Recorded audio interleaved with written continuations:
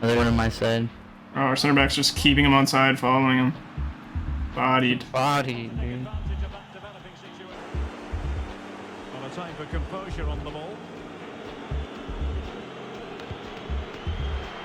Well, that's one for them to pursue. And just has to remain calm. The ball is rolling again. Ready? 2-1 the score. What's going to happen next? Great opportunity. Let's go! Yeah, We went we for the got sweat instead of the left foot shot. Exactly. He takes aim. Made sure nothing came of that.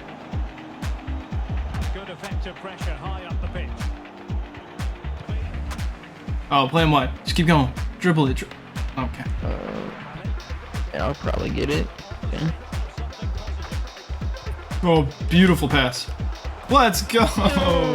The cross. Yo, what's happening, everyone? This is Lesky here, and I'm back with another FIFA 22 Pro Clubs player build. And in this video, we're going to be going over this fullback build, this defensive-minded fullback build. A few days ago, I came out with an attacking fullback build, wingback build, basically, where that you'll use in like a 3 in the back or a 5 in the back formation, and you're going to be bombing forward quite a bit up the field and helping your team out on offense, and then also helping your team out on defense. But that build was mostly an attack-minded fullback build. And this time, this one is going to be more of a defensive-minded build, where you're not going to be going up too much, maybe going up to cross it, make some through balls, get some assists, and stuff like that. Maybe an occasional shot if possible, but it's really not focused on scoring goals or attacking too much, mostly just the defensive side of the ball. So let's get started with this defensive-minded fullback build. And one thing I do want to let you guys know is that I actually didn't use this fullback build. My teammate is the one that used it. I helped him create it and decide what was on the skill tree and stuff like that. But he's the one that actually tested it out and used it. He got a lot of assists. He dimed me up several times when it comes to just crosses and through balls, and he was locking down the entire side of his field. No one could really dribble by him with these high defensive stats on this fullback build. So let's talk about the height and weight first with this build. We are 5'10", 119 pounds. We decided to go on the shorter side of things. If y'all watched my attacking fullback build, y'all will know that I was a 6'2" build, but that was mostly just to increase the shooting. Having a little bit more weight and height for a fullback build, it just increases the shooting and makes it better. But for this build, since we're not focused on shooting, we went a little bit shorter, but we still have some height. We're 5'10", pretty average, I'd say. And then we went for the lowest weight possible at 119. You could also go 99 pounds. It won't affect any of the attributes. So 119 is the weight and 5'10 is the height, which is a pretty decent height. You're not too short, so you can actually win some headers, like when it comes to the other team crossing the ball in the box, being able to clear it out, or just the 50-50s on goal kicks. Because a lot of the people you'll be coming up against, especially on the wings, if they're wingers or outside mids, they'll be on the shorter side of things. So you should have the physical advantage on most of the players you come up against. And on here, it says that I'm right-footed. That's just because every single build that I use, I'm pretty much right-footed. But if I were to play left back, I would definitely be left-footed like he was. He was playing left back and he was left-footed. And while I was using the right back build, I was right-footed. So it doesn't matter what side you're on, left back or right back. The stats won't change. Just depends what foot you want to be and what side of the field you want to be on, left or right. That's the height and weight for this build, 5'10", 119 pounds. Let's take a look at the perks that we have on this build,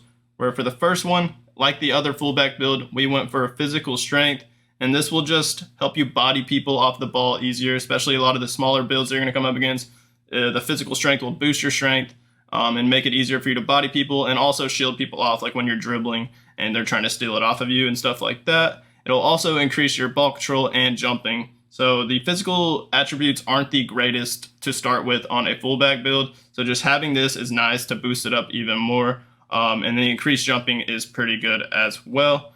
You're not going to be having too many header chances with this build since you're not going to be going forward that much, but it's still nice to, like on defense, to have increased jumping, and of course the increased strength is a big deal. For the second perk, we have pinpoint cross, and just like my other fullback build, this one is extremely important, probably the most important perk, just because you're going to be crossing the ball a lot as a fullback, going up on the sidelines, and if you have a bigger dude on your team just to whip it in, that's even better. But even if you don't have a bigger dude on your team. As long as your strikers or your wingers know how to make those runs into the box, usually they can get open even if they're not that big of a build. And the pinpoint cross will be very clutch because it increases your crossing accuracy, and then it also gives you the swerve, flare, and early crosser trait when you're crossing, and then as well as the 5-star weak foot. So it does not matter what foot you're crossing the ball with. It can be your weak foot, and it'll be a perfect cross.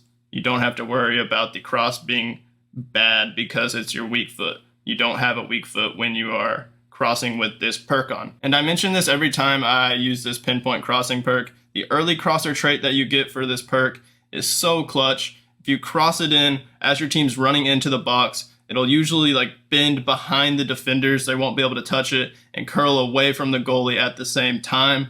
And it's just money usually.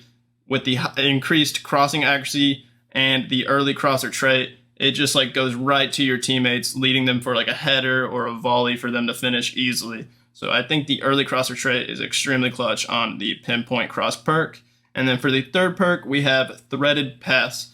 This one you could kind of switch in and out, but my teammate was diming me up with LBYs in behind because of this perk, and it didn't matter what foot he was using. He could even switch it on to his right foot, his weak foot, and hit it a perfect through ball in behind me because he has a 5-star weak foot with this passing perk. So every time you do a through ball in behind with this build, you'll have, or with this perk on, you'll have the 5-star weak foot. And then it also grants you the swerve and flare exactly like the pinpoint crosser perk.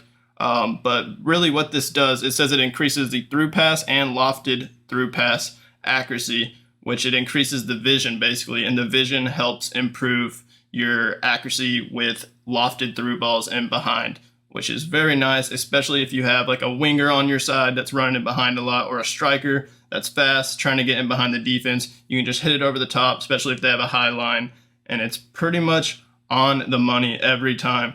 It does not matter what foot, so you can cut it in on your weak foot and hit a through ball over the top. And he got a ton of assists, a ton of dimes to me with this perk. So you could try the precision pass instead.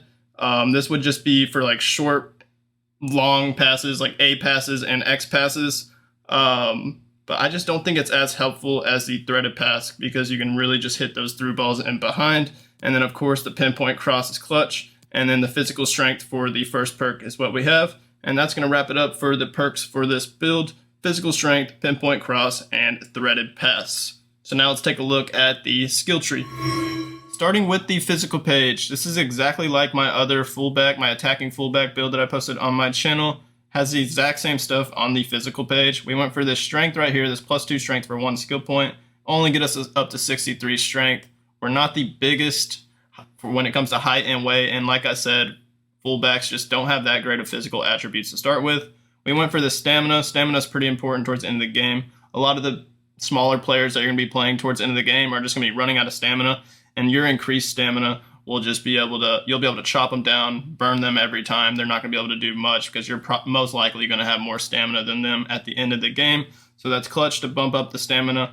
And then on the right side, we went for the Lynx archetype, which will bump the stamina up even more. And then also the jumping, which is nice to have for a defensive build. And remember, we do have the physical strength perk on, so it'll actually bump up the strength and jumping a bit more than what it actually says. So now let's take a look at the defending page, where we have a lot of skill points here because this is a lockdown fullback build. And we have 86 interceptions, 88 defensive awareness, 90 stand tackling, and 87 slide tackling. In my opinion, the defensive ability does not need to be as good, and it's not as important as a center back when it comes to a fullback, but it's still really nice to have increased defensive attributes. So what we did was we got this first interceptions right here, only 1 skill point for +2 interceptions, and then we went to this right side, got the first one for +2 stand tackle, +2 slide tackle, and then we went over here, got this other stand tackle, and then we got this standing and slide tackle, which give you +3 each for 5 skill points. Not bad.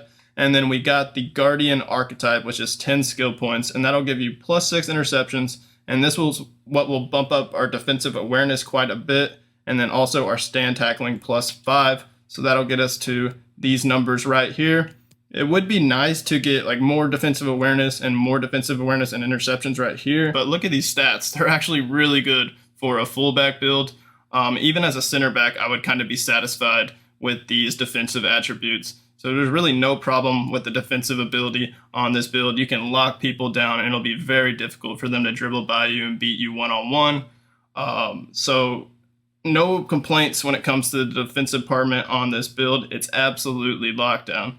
On to dribbling, where we went for the Lynx archetype just to increase the agility and balance. That's really important on pretty much every single build. So we went for this Lynx archetype, got the +6 agility, +5 balance with this agility as well. That'll get us to 86 agility, 79 balance. And then over here, these are really cheap, only 1 skill point each, +2 balance for 1, and then +2 ball control for 1 skill point. That'll get us up to 85 ball control and 79 balance. Only 77 dribbling, but again, this is not an attacking fullback build. You're not going to be going up too much with this build, so the dribbling attributes aren't too important.